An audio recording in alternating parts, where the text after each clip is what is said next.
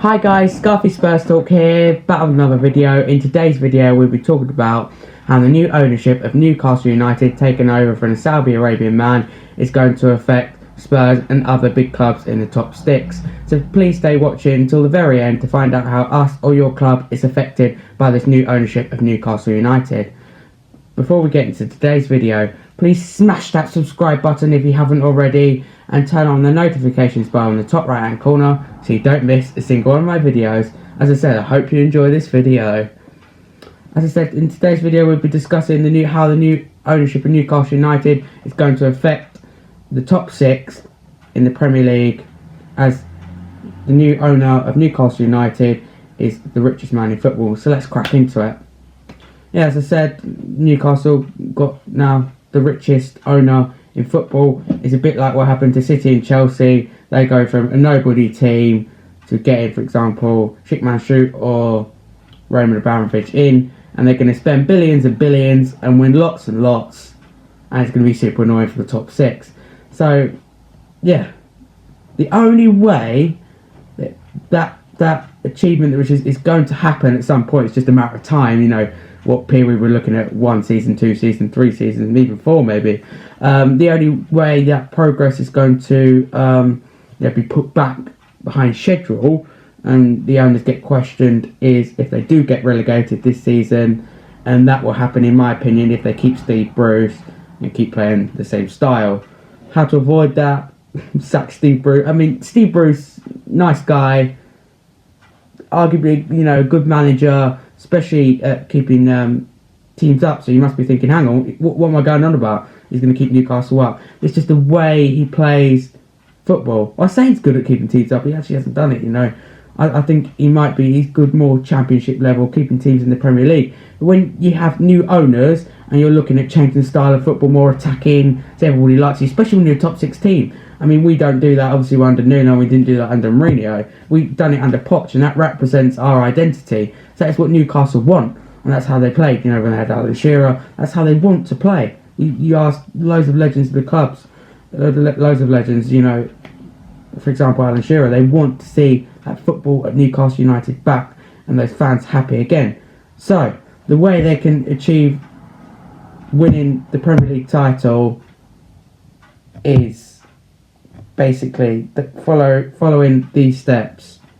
Getting rid of Steve Bruce, doing up the stadium, doing up the training ground, and of course spending money. But it's not all about spending money, because again, I'm going to use Alan Shearer as another example. On Match of the Day, he said, you know, he got asked about, you know, Newcastle's new ownership. How do you feel? Actually, no, sorry, it wasn't on Match of the Day. It was just a general interview, and he said the stadium's falling apart, and you know the training ground needs more doing up. And if Newcastle are going to be a top 6 team, because we know they're going to be a top 6 team. When you have the richest man in football, you're going to be the top 6 team. So this season, until they can spend in January, they've got to look at, for me, how to find a way to make the stadium better, developing in the training process, getting better youngsters through. You know, but we've done that, arguably. Next one is probably Dane Scarlett. Happened with Kane, obviously. You've got Skip now, you know, loads more. So Newcastle getting that academy going and building up the training ground. Like, as I said, we got a new ground and training ground. It costs a lot of money, but it's really nice, and that is why we are a top 6 team. Although we're not playing very well, we've got those facilities that not many other teams do. So for them, they've got to work on that training ground, trying to find a way of building up the stadium, and possibly get 2 or 3 deals in the January transfer market. It's not going to be big players. People don't spend big in the January transfer window. You're not going to see Harry Kane go in January. You're not going to see Messi, Ronaldo, whoever wants to leave. You're not going to see them leave in January if they're a really big player and it's going to be for a big price. So you often get smaller deals. It can be a big player, but maybe a slightly, you know, more reasonable price. So I'm looking at deals under 50 million in the January transfer window. Of course, every now and then that breaks where there is a breaking transfer record in January. But all I'm saying is unusual. So any Newcastle fans or just any Premier League fans hopefully Spurs fans as well, watching this video. My point is that you don't expect Newcastle to spend a lot in January despite all their money, because it's harder to get deals. Expect a couple of 2-3 deals, training ground and stadium being developed, because as I said, it does need developed. So as you can see, I'm halfway through the conversation and already, hopefully, lots of you can tell why it is going to affect us top six. He's the richest, one of the richest men in the world. He's definitely the richest man in the world. He's one of the richest men in the world. Sorry, he's definitely the richest man in football. And I saw a stat the other day on social media, and I actually couldn't believe it. Newcastle's Saudi Arabian owner is 13 times richer than Sheikh Mansour of Manchester City. And just look at where City are now. Imagine where Newcastle are going to be. This may sound stupid, but I wouldn't be surprised next season if Newcastle have like Neymar, Mbappe, who else is there? Kane will go to Newcastle now. Fine, go. Started very well. Hasn't got much of my respect, has he, Harry? What happened in the summer?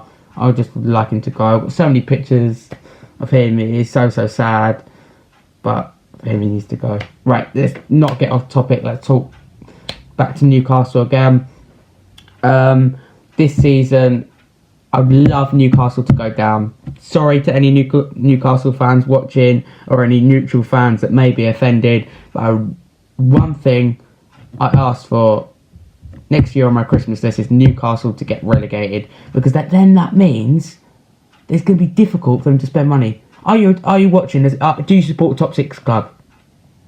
Do you?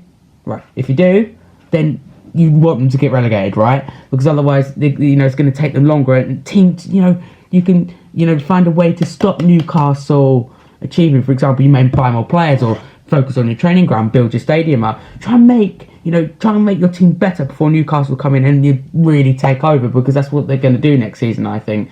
So if they get relegated, that delays the process and puts questions on the owners. And that is really interesting. They might just leave like that. Yeah, I'm sad that Mike Ashley is gone, because it means that Newcastle are going to be a big team. They've got new billionaire owners, and I just really hope Steve Bruce stays, because, as I said, I like Steve Bruce as a man, and he is a good manager, but Steve Bruce is standing in the way of Newcastle achieving anything in the future. You can go back to Sunderland. So yeah, if they get rid of Steve Bruce, then it will become more worrying.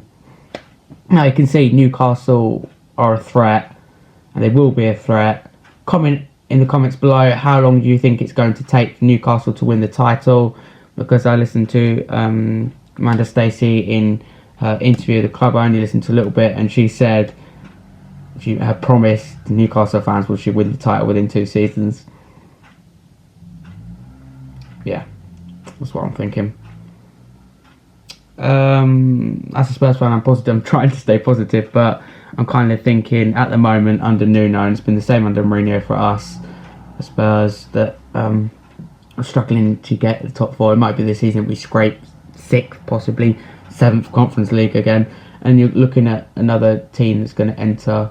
I say the big 6, and they're going to be the biggest team again. They're going to overtake City, Liverpool, Chelsea, Man United, us, Arsenal. Everybody. Leicester, they're gone now anyway. Leicester, they've really fallen. Hopefully we don't get relegated. So we're going under Nuno.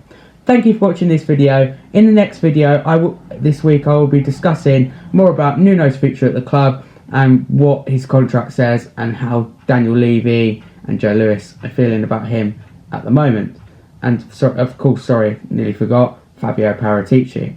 So as I said, thank you for watching this video. I hope you enjoyed. Please smash that subscribe button if you haven't already. It's just there. As you can see, it's just there. I'm pointing right at it.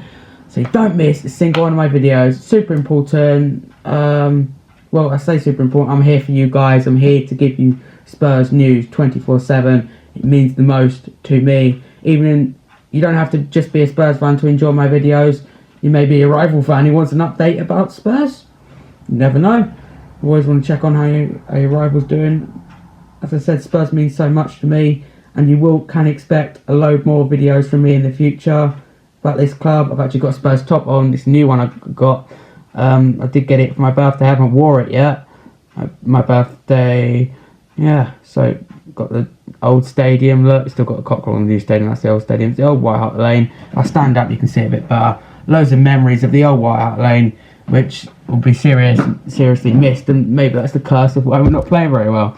Anyway, I could chat all day to you guys. I'll see you in the next video. Please smash that subscribe button. Have a nice day. Goodbye.